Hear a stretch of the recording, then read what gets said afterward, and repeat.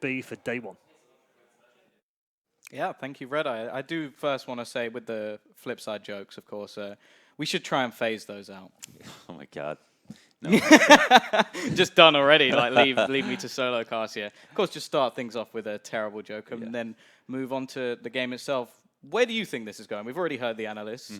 They seem to be leaning towards Faze, except Yanko, of course, the big Flipside fan, or just very sarcastic. Ironically, I have to cite something that he mentioned that I think I have to agree with. I like his thought process behind you need from Faze needing to condition Flipside into playing this certain style before they can get away with their game plan. But Train is a map that's going to allow them to be able to get into their comfort zone really easily, right? The map control on CT side is quite simple, or on T side, excuse me, is quite simple, where all you need is like a little bit of connector control. Your Ivy is the really, really difficult part where you're going to have a lot of attention being put on it by the CTs, but apart from that, you can set up for an execute pretty much right out of spawn, which is that's Flipside's bread and butter, right? Yeah, well, the other thing I want to sort of bring into this one, we spoke about form in terms of Faze, or the analysts did, and they were saying how they could beat one team, they'd lose to another, but I think statistically, since that NIP upset, Flipside haven't won a game. They've just been on a losing streak for ages. They had a couple of close ones, but then they just haven't been on form. Yes, this is LAN. Yes, this is a different sort of scenario. This is where Flipside thrive, maybe off the back of all the work that Blade seems to do behind the scenes. But at the same time, can you come out of a slump like that and then win against a team full of talent? Oh, don't get me wrong. I don't think Flipside are going to win. But I think that the Train is a good map for them at the very least. And in terms of game plan, I like the thought process of just slow Faze down to a point that they're uncomfortable and then go into these executes. I think they'll have a relatively good CT or T side. I don't think this game is black and white. Like, I don't think Faze will definitely win or that they have a 90% chance to win, but I feel like they're favored, and this is the best iteration of Faze that I think I'm seeing.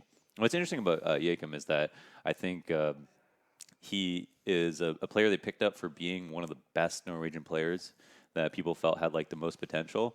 But there's so much talent on this team now that there has to be a support player. And I think that doesn't mean that he is a supportive type of person, but there's always someone that gets pushed out of the spotlight, and when they do, they don't really know how to thrive. And I think maybe he needs a team that is going to allow him to be a star player, but it's not Faze because of how good the players on Faze are.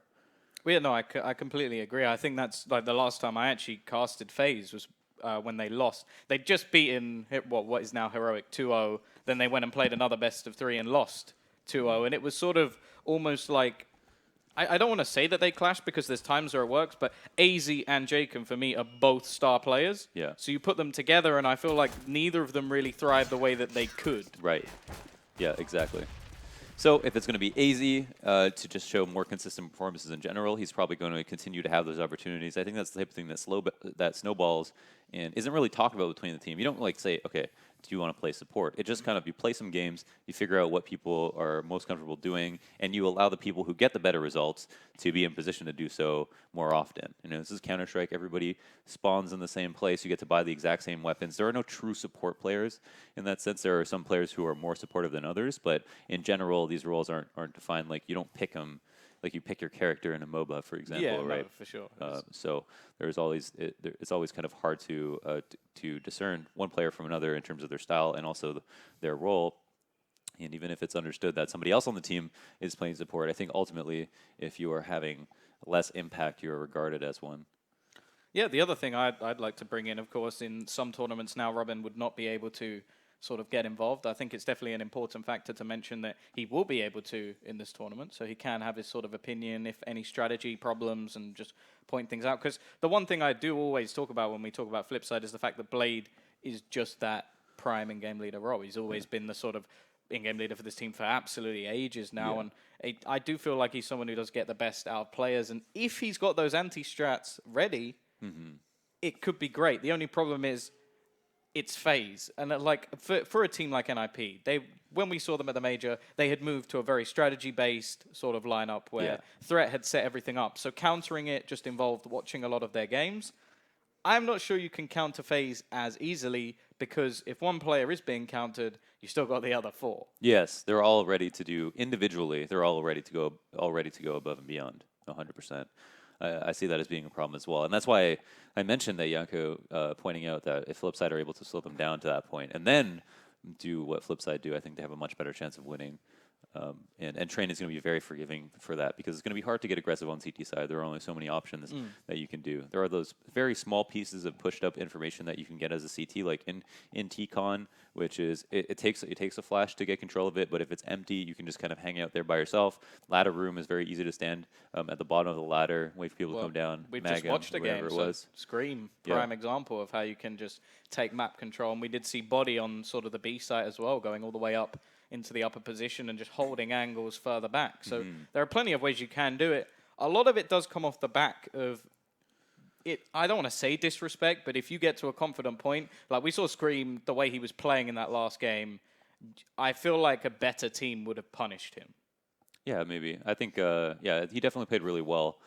And I think like the most honest points of contention on the map where you're not trying to catch the team not playing there, like walking into TCOM when you think they're not there, is Ivy. As Ivy is where battles will happen. Both players know that there's somebody on the other side, but yet you know that the engagement is imminent. And that's where I think it doesn't necessarily come down to aim. That's when setups are really important. Ivy control is super critical because as a terrorist, it gives you your third choke point into A site. And it's a very special site because of that, because if someone takes Ivy control, then all of the spots that you stand, if you have IV control, are completely compromised that you would use to defend against TCon and ladder. So you're pushing people basically all up against the back of bomb train, which isn't very useful and doesn't help your team out very much. And that's why we see a lot of those fights go down early on if we think it's going to be an outside take. And you have to do it when it's not going to be an outside take as well. Otherwise, you're going to be completely obvious about what you're trying to pull off. So something that was touched upon, but not in depth, I want to talk about the idea of the AWP battle. So you've got World Edit, you've got Alu. Alu, definitely the more consistent of the two. I don't think that's even arguable for a second. Yeah, it's not. But World Edit does have those explosive moments. When he's at his best, sometimes he's even unstoppable. Yeah, it was on Train that he was at his best. And it was World Edit, you know, he was a star at one point. He was the guy with Flamey on that team that shone so hard that he got picked up by a tier 1 team. Like that, he is on this team because he has played outstanding matches in the past, but doesn't ever or rarely comes to form. And the last time he did at E-League was on Train. So maybe there's hope for him because as a player, they upset Na'Vi last time at StarLadder. So. Right, exactly. It's not a bad map for him, for sure. Yeah, and you know, everyone's got a favorite map, right? Even if your team's best map, you might have a favorite map that isn't like your team's, and whether or not, and Flipside like Train as well, so these are all factors that could point to him maybe having a good game. Yeah, either way, into that pistol round, Keo with that kit, and it's going to be AZ spotting out a couple of players over towards that IV position. I'm not really seeing too much just yet. Actually, in terms of the setup, very, very passive on that B site. All the way back will be Keo. He has the kit. This is looking more like a retake scenario for that B site as they try and stop any aggression over towards A. In terms of the rotation, though, Blade is going to be making his way over, but could still drop into Pop if necessary. But, well, seemingly they are now pushing World Edit further and further out, and it is likely that this B hit will be coming in. I have to say the bomb plant almost seems undeniable unless Keo goes absolutely crazy. But no, yeah, they're happy to give up the bomb. Keo's going to spot. He's going to expect a smoke to come down the ramp. There probably will be one, and that'll guys tease from coming down and jumping out onto the zone, which is so easy to do. It's just so much more difficult for the CTs if they commit someone close up, if he dies, to retake it. So 5v5, they feel comfortable doing it. And so it's understood right now, at least by Faze, that this plant will happen. Though this position on the bomb will allow him, or the smoke will allow him to get some shots off at the very least. Nice nade. Very nice nade. Ooh. Did that get straight up kill? That must have done so much damage.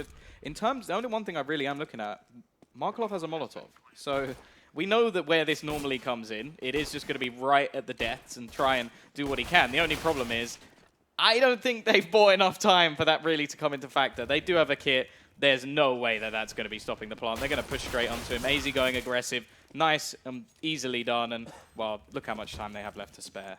Yeah, excuse me. That was great. I mean, Keo did some damage on the ramp, threw a beautiful nade, landed exactly where he needed it to, and maybe he did 100 damage, but also tagged up a couple people. Either way, did more than 100 damage across 2 or more players. So fantastic way to hold the site and perform the retake with ease, no problem. And now Flipside, though, have the advantage in a sense. of they get to decide whether or not they want to buy here, this is an option because it could catch the CTs off guard if they decide to get too many SMGs, for example, or save one and then buy up with 8Ks. I actually don't recommend, if you get the plant, just to buy even P250s on this round if you plan on buying next round, because that's a smoke next round where you don't have a full buy. The only real counter argument to that would be if they do get a frag, then they've made that money back. But That's so true. far, they have not done that. So it doesn't seem like those P250s have done much as of yet in No, terms that's of a good point. the aggression. The SMGs are actually just making up a huge amount of cash. Well, that it will make that smoke money back, but that's going to be about it, I reckon. And in terms of the amount of money made off SMGs, well, that's a pretty hefty figure. Yeah, definitely. So now we're going to have the AK armor, smoke flash, and maybe a couple other assorted grenades for Flipside, and it's going to be understood, I think, by Faze that they decided not to armor up, and therefore will potentially have an AK buy. There's really no other options in this round. Yeah, well, I imagine there's going to be a bonus round. As you can see, 3 UMPs, definitely the more viable of the SMGs just because of the, well, damage versus armor. We do actually have an AWP onto World Edit as well. Okay, so I was wondering about this, but for some reason, Waylander has no armor. yeah. So I was like, this buy is impossible for the money they got in that round. mathematically. Yeah, mathematically. Did we miss a knife kill? No, I don't think we did. So already putting a lot of pressure on his shoulders. We highlighted him as someone who, if they are going to win this, it is going to have to come off him having a pretty damn good performance. Yeah. I wouldn't say he has to carry, but at the same time, I wouldn't say he doesn't. I truly don't understand not having armor with you. I think this is kind of a misbuy. Like, I don't think it rolled out. It should have half armored. He should have dropped the AK, allowed Waylander to armor up.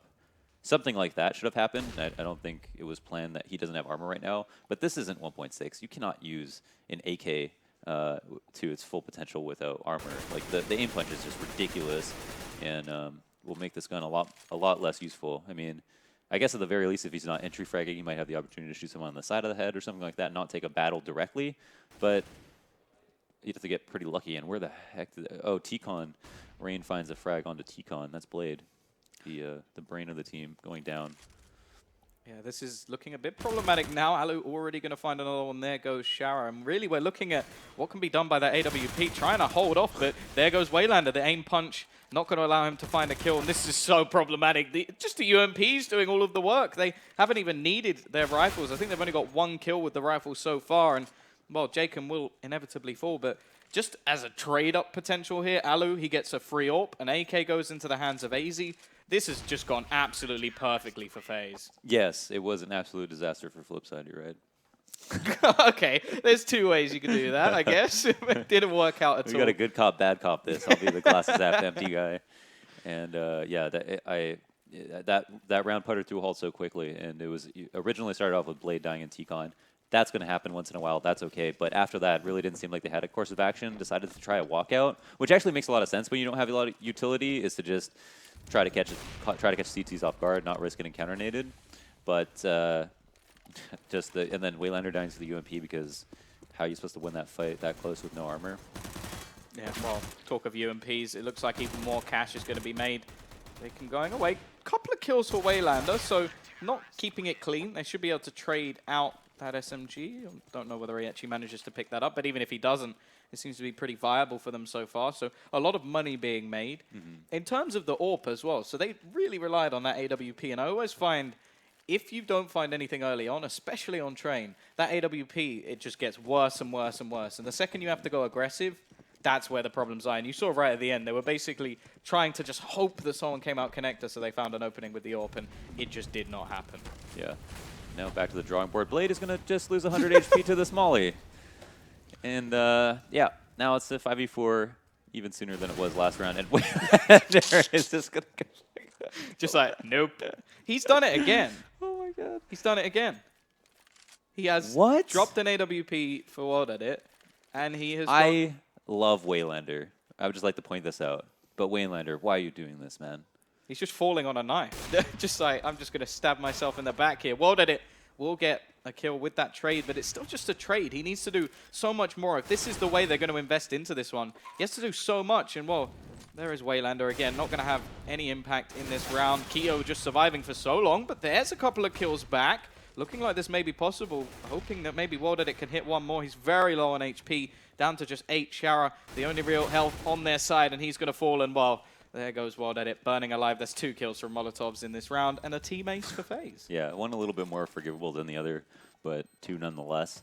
And I thought that the round could have gone a little bit differently in that 2v2. Anything could have happened, I think, in that retake, but each player winning their aim duels says enough. And I think... or fire duel.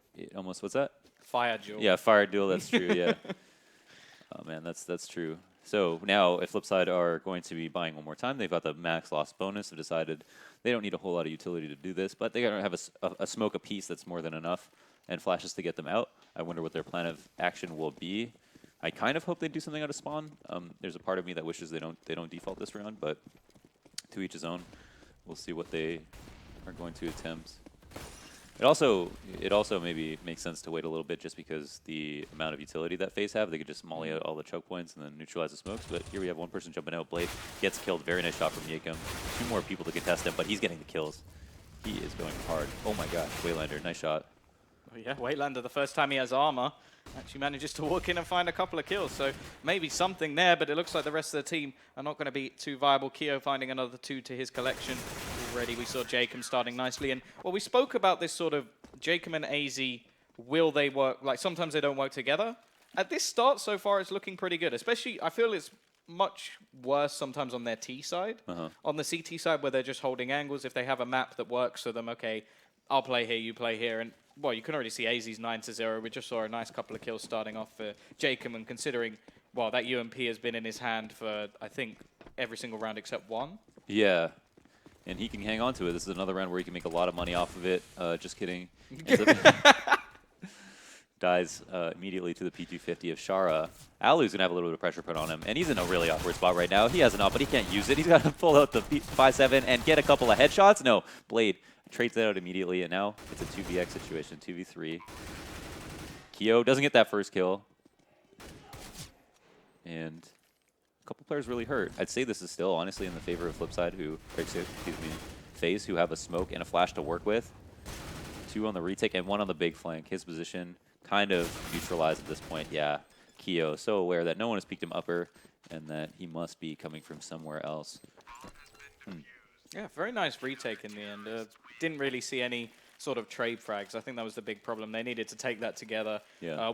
I think Keo very smart. The second he hears the bomb plant, he goes and takes down the first player. Doesn't manage to get the second, but he'd done enough at that stage as one player was low, uses his utility, and well, the flank, the idea was nice, it just took too long. Everyone was dead by then. Yeah, definitely the idea was nice, but there was no... If your teammate doesn't stay alive, it ruins the flank because all the choke points will be cleared, and then you have no reason not to check what's behind you, which is exactly what we saw unfold. Now we're going to have forward aggressive control taken outside by Faze. I really like this because it's a really good counter to smokes. If you sit behind the smokes and you have a lot of trouble stopping the bomb from getting planted, but you're forcing Flipside now to take aim duels with your team, which is a good bet for Faze to take, as they have people who can aim. Well, I don't think anybody's going to argue with that logic. Either way, Ooh, there's nice flash. flash. That's a good start as well, because they haven't really had the opening kill very often. In the last round, they only had pistols. They didn't manage, well, to be fair to them, they did all right, but in the grand scale of things, they're still 7-0 down. But now, well, clearly knows that Jacob's there. Are you sure? Just an inkling there. Obviously, we can see through the walls, so maybe he didn't spot that. But, you know, there goes Jacob. Adds this back to a 4 versus 4, but still a lot of damage done already. Jacob on 27. AZ taken down a little bit as well. Flash not going to pay off at this circumstance, but in terms of the T setup, this is one of their better opportunities to get around on the board. Yeah, almost certainly. The resources are running low, though. For Flipside, 2 smokes left, and they haven't actually gotten out into the site. Keo, however, is the only man for his team to have a smoke, and World Edit joining in the fun, along with Markolov finding kills for themselves, and they win. Oh, excuse me, they don't win. But I actually thought that everybody died, but yeah. I'd say they have won this round, unless Keo can go on an absolute destruction train, just run in and take down everyone. It would have to be some pretty big mistakes for them to lose this round, especially on the A side. There's so many afterplant positions that there shouldn't be any hope. Of course, winning quite a few rounds in a row, not all of them cleanly. You have to remember they did lose 3 players in the previous round, but I'm pretty sure they'll have the ability to rebuy into the next. And, well, now we're just looking at whether or not Flipside can string a few together, or if it is just going to be that straight break back and then their economy's gone as well. Now, what's cool about pushing Keo's in is he can find kills that they're all worthwhile to try and get, and it's, I mean, honestly, Flipside don't even should just let him be, to be honest. Getting that 1 kill is not going to do much in terms of economic damage and will cost Flipside a lot. For some reason, are just continually fighting this. I'm not sure why. Maybe they haven't talked about it. But in terms of money, they're not in a beautiful spot. They do win this round. That allows to alleviate some pressure from them. They also hung into an op and a couple of guns, which will offer them up a rebuy. But like say Q doesn't even get that kill, they keep 4 alive. That is so much better than this situation where if they lose and get reset, they're not going to have enough money on a couple of people to buy.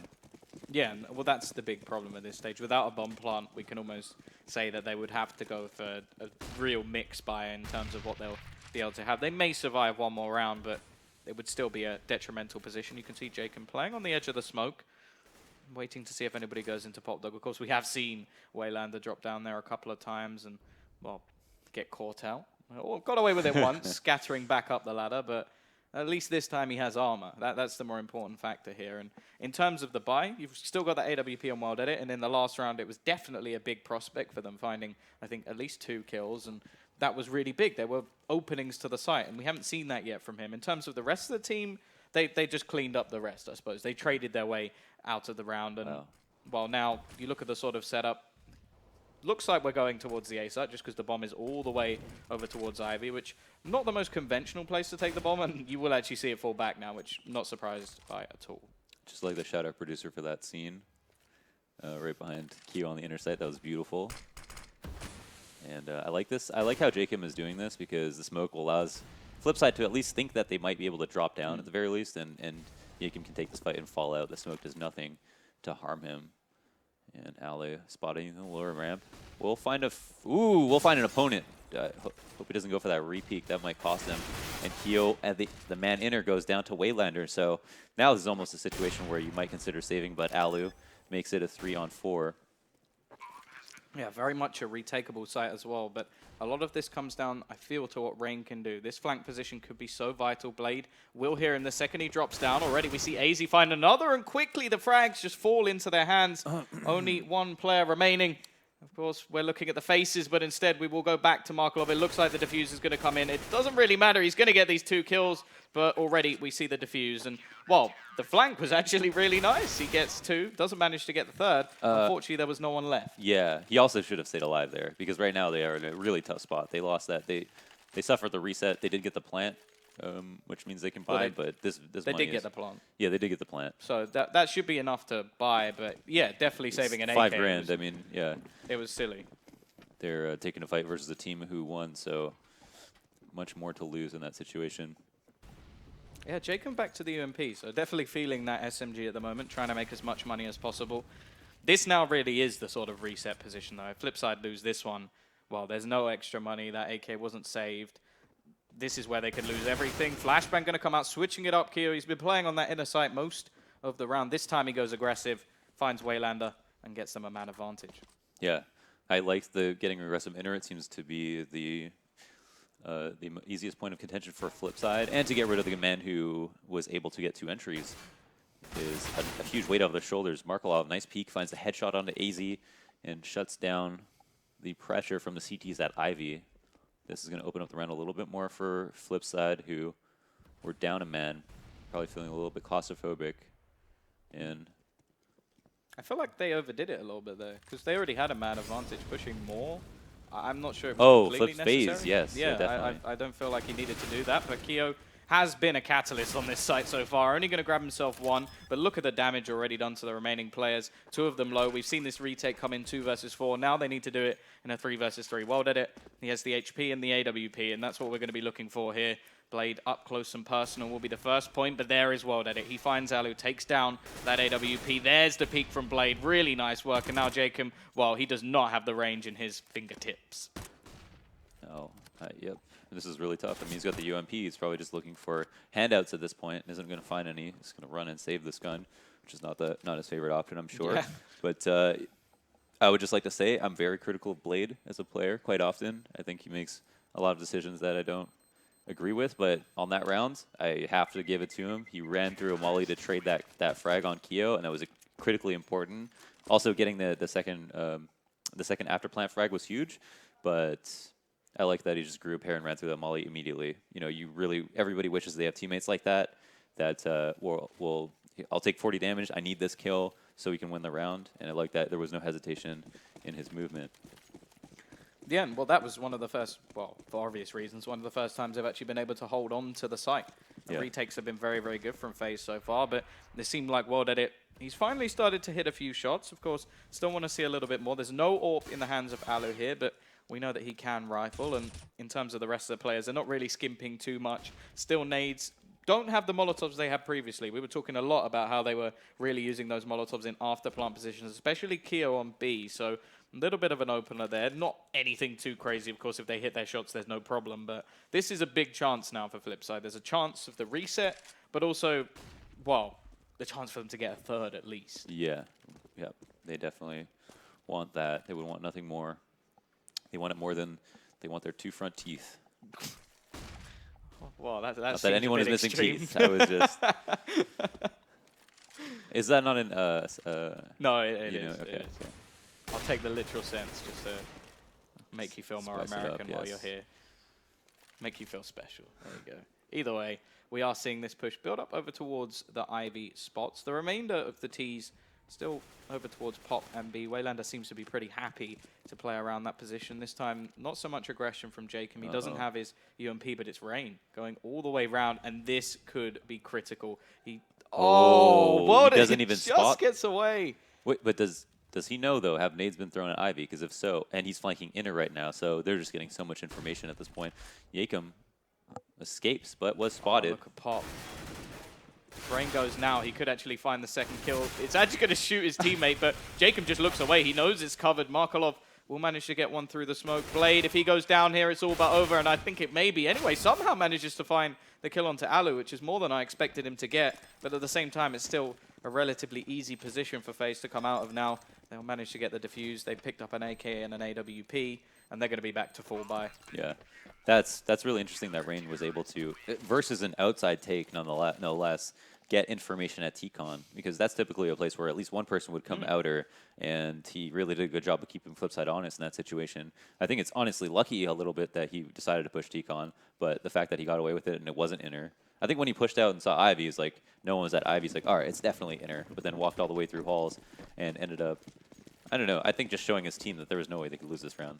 Well, that is the crazy thing, to go for an A take and not have anyone in main. Like, that just seems mad. Like, normally you at least have one player there for that very reason. So much information gathered, and, well, he ended up just flanking at the end. He does take a little bit of a love bite from his teammate, but not anything too crazy. And he just freed up Jacob to turn around and have a look to see if there's anybody pushing from Ivy. Either way, in this round, it looks like they are setting up for a B hit as the bomb slowly rotates away. One lurker in the form of Markolov just waiting for something to play with. Of course, their money has taken a big hit now after the loss bonus is reduced, so losing this round could be putting Faze towards 11 or 12 rounds, which is, of course, way overboard. Even for the CT side, you don't want to be giving away that many rounds. No, this is new train. You need at least 5 or 6 rounds to keep it competitive. Although, we've seen lopsided halves go both ways, but at this point we see Faze just playing better, so that's telling us that obviously Flipside need to perform a little bit better than they have been.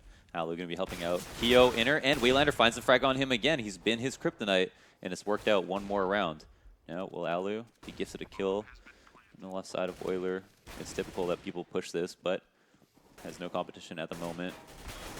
And with the fight, Blade contributing. Waylander as well, adding one more, but Alu and AZ both putting in work. And now it's just Markolov all by himself, upper, gets killed, and that'll be that.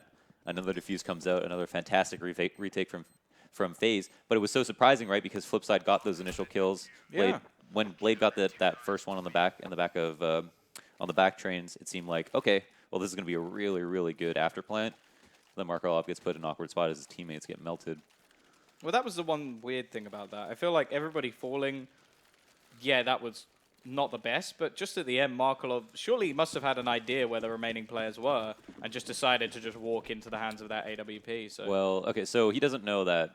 He doesn't know whether or not they have utility. They're also going to have their eyes on upper. And I think from Markolov's perspective, he's like, if I make this a 1v1, then it doesn't matter if they have utility or not, so I got to take a risk right now because my teammates just pooped the bed.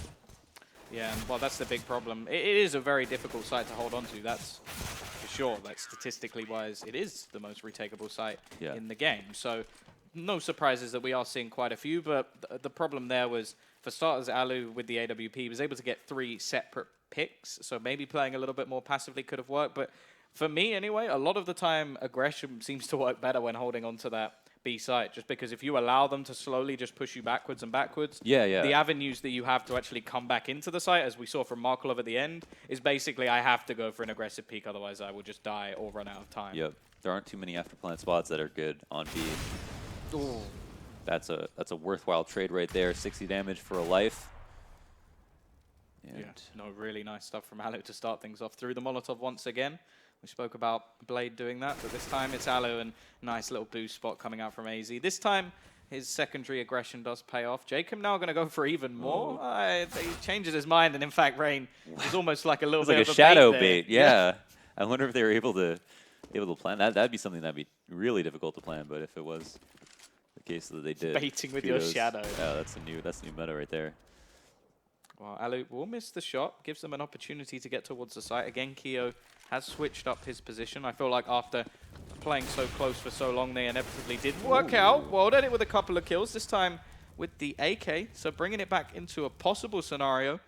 Definitely looking at where this bomb's going to be going. AZ going to rotate back just in case they do push towards A, but look at Keo's spot. Manages to shift walk all the way up. And this is just going to leave things so difficult now for World Edit. He's completely surrounded. Needs to take down AZ to have any hope, which he does. 35 seconds left on the clock and looking to try and find more, but the jump off the ladder will be his undoing. Yeah, taking the fight on the top of the ladder. At first I thought, oh man, this might be a highlight right here. Well, like the falling get right headshot. I'm going to be on Reddit, Tom, casting a nice ace with 1v3 included, but instead he doesn't manage to pull it off, but it's not his fault. He definitely did as much as he possibly could, or that anyone could ask of him. And now Flipside are on to a tattered buy of Tech9s and a Galil and AK. Let's see if the Firecrackers can do it. Yeah, the scary thing at this stage, though, is so you look at the fragging as well on that Faze side.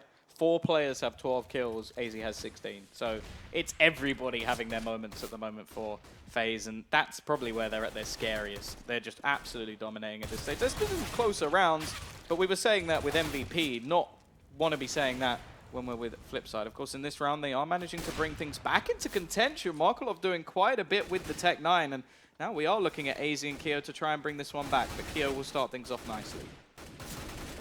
Oh, okay. I would have said naturally. Naturally, they win that round of all rounds, but instead, the 2v3 comes out. Again, it was versus the Tech9 buy, so I guess somewhat no surprise there, but Flipside have just an awful half. Has that happened I think that happened 3 times, where they played with the pistols, managed to get themselves the site, and then they get it to a 4v2, and then they still lose.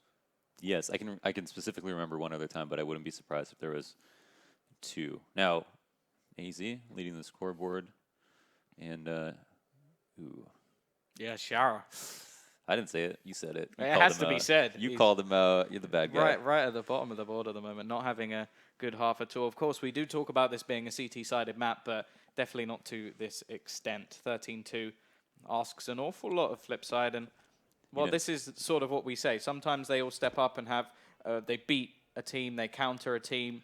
They haven't been able to do it so far. Yeah, and also they do it on T side, right? That's where they do it. Yeah.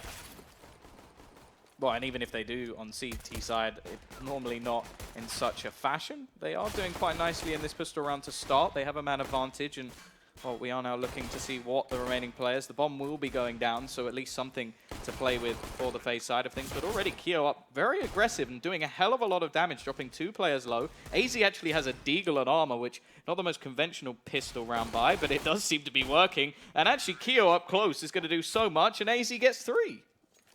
Keo just stays alive for so long, is getting free dinks off, and doesn't get killed because Flipside couldn't find a way to make any progress on the site. He was just right in the middle of things, and honestly did an excellent job of staying alive. I mean, he probably should have gotten killed earlier, but was a ninja and delayed just as much as he could.